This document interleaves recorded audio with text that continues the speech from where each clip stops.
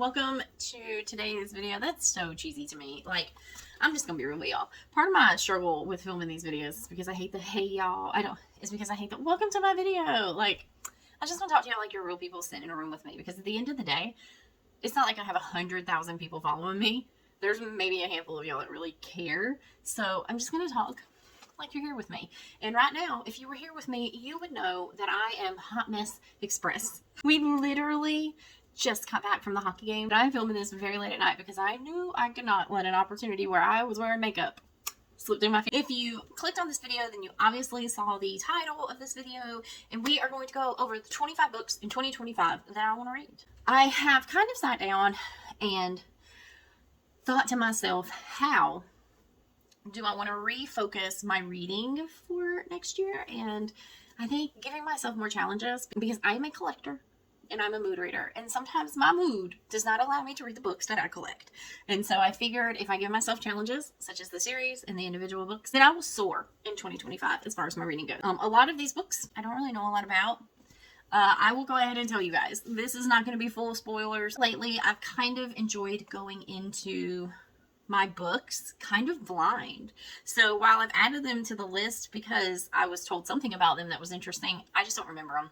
Also kind of cut myself a little slack as far as this list goes, because some of these are definitely new releases that I will certainly read.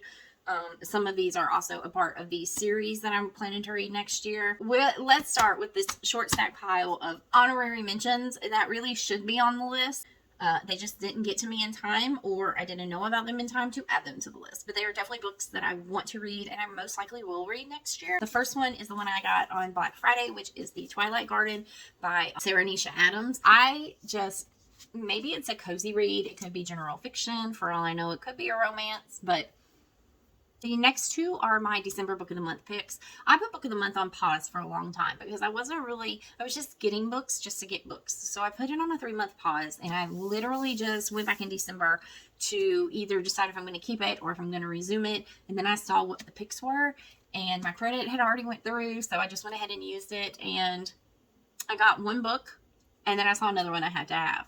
And so this next one is a fantasy. It may even be a romantasy. It is The 13th Child by Erin A. Craig, and the cover is stunning. So I'm excited. And last but not least, I had to get this one, and it is Definitely Better Now by Anna Robinson. Now, this is a debut novel, and this says, a touching and deeply funny debut about starting over sober only to discover life's biggest messes are still waiting right where you left them. So now we are getting into the actual list. We will start with the first one, and that is The Stars Are on Our Side by Jennifer Hartman. It's still beating Every Red Lotus, and I just haven't gotten to this one, and I don't know why. I think it's because this one is so thick. Like, this is a big boy, and also because there were so many other Jennifer Hartman books that I was adding to my collection that I wanted to get to. I just didn't get to this one. I bought it on Audible during their Black Friday sale, so definitely want to get to this one before the end of 2025. This is about Tabitha and, is it Gabe? Gabe.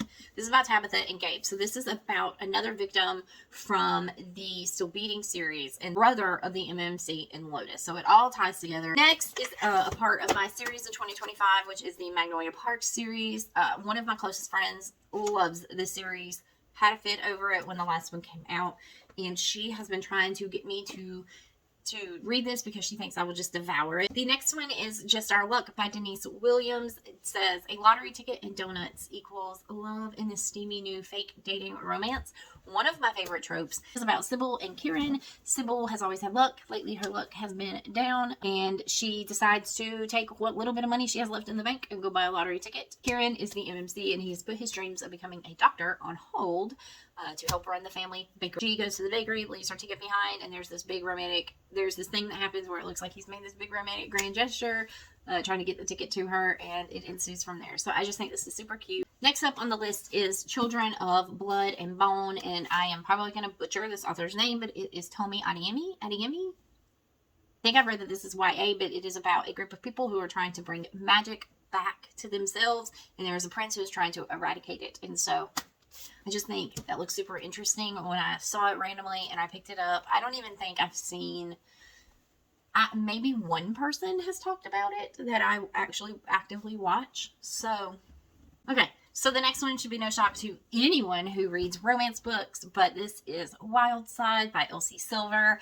I have become slightly obsessed with Elsie Silver here lately. I just think her books are easy to get through. I think they are charming. I don't think you can go wrong with their love stat. If you don't know anything about the Rose Hill series, these are all single dad books, but Wild Side is the third in the series. And it is about Reese, and I can't remember her name. I'm drawing a blank on her name right now.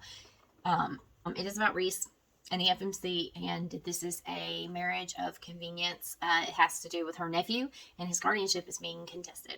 And that is really all we know. Although I am so excited because ever since Reese joined the bowling team, I've been waiting. This book is Out of the Woods by Hannah Bonham Young, and it releases January 10th of next year. And this is about Sarah and Caleb, who are the besties from Out on a Limb, which was a standout romance for me last year. I just loved. I was really excited when Out of the Woods was set to be released because this is about the bestie couple who is already married and out on a limb, and this is about how couples who are together for so long grow apart and how they come back together. The next one is another new release, which is Wild and Wrangled, and this is a part of the Rebel Blue Ranch series that I cannot wait to get my hands on. I think that this series is perfection. I eat them up as they come out, and I absolutely adore the covers of these books. They just remind me of my dad's. My dad is older, so some of the Westerns that he has are actual old school Westerns from like the five and dime type stores they used to have back in the 20s and 30s. Like, they were my grandparents who were all born in the 20s. And my dad was born in the 40s, so he still has some of those. And they remind me of those like thin little magazine Westerns that you used to buy.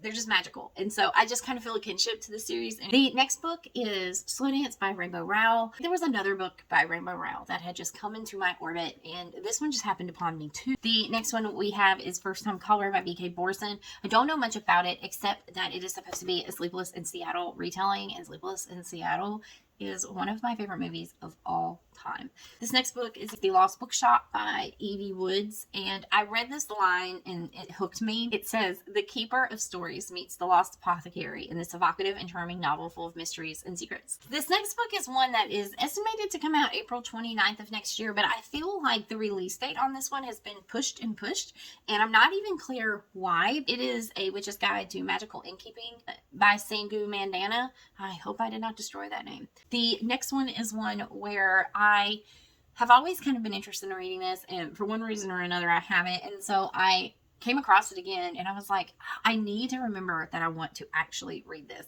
and I think I'm going to try and find a physical copy.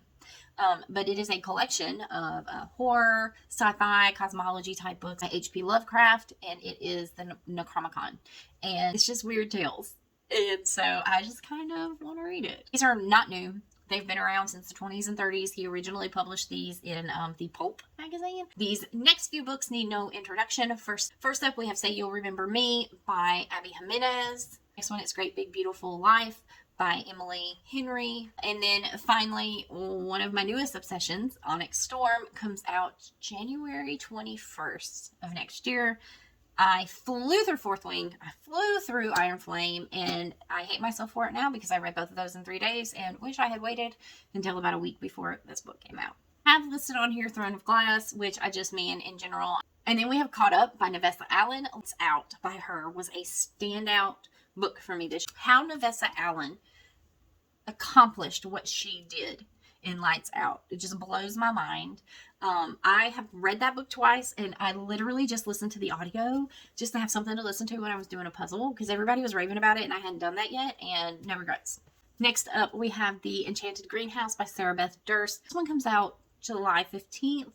Super excited about it. I feel like The Spell Shop was just like this perfect, cozy little book I needed when we were just getting into like the cooler weather for my neck of the woods, and I just ate it up. I have Scythe and Sparrow by Bryn Weaver, and it is part of the Ruinous Love series. I believe it's. I am excited for that one. I loved Butcher and Blackbird. I did not like Leather and Lark, and I did read it and I did listen to the audio, and it just did not hit the mark like the first one did. I don't know if it's because Lark just did not hit the mark for me. I feel like she was kind of lackluster. I'm kind of excited to wrap the series up. Next up, we have Deacon by Rhea Edwards Morris. This one comes out April 11th. It is definitely spicy. I don't recommend it for anyone under the age of 18. It definitely teeters more on the erotica side of romance novel, but I do think that these subplots in these books are really well done. The next book on my list is Irreversible by Jennifer Hartman and it's Shelley St. Clair. The only thing I know about this one is that it releases sometime next year and it's a dark romantic thriller. Anything that Jennifer Hartman touches is pretty much an auto buy for me. The next book on my list is one that is out. It's been out for a while, although it's not really been on my radar that long. I saw the new covers coming out and I just think they're stunning. What I'm probably going to do is read it on Kindle and then make a decision on if I want to buy the physical copies for our shelf trophies. But it is the Sugar Lake series by Emily McIntyre. On my list has been out for a long time. I think 2017 is when the first book in the series came out, and it is Scythe by Neil Shusterman, and it is the Arc of the Scythe series. I have been wanting to get more into like easy sci-fi, kind of like I got into easy fantasy. I've been wanting to get into easy sci-fi. I want to branch out. We have 2 books left on the list that I want to read.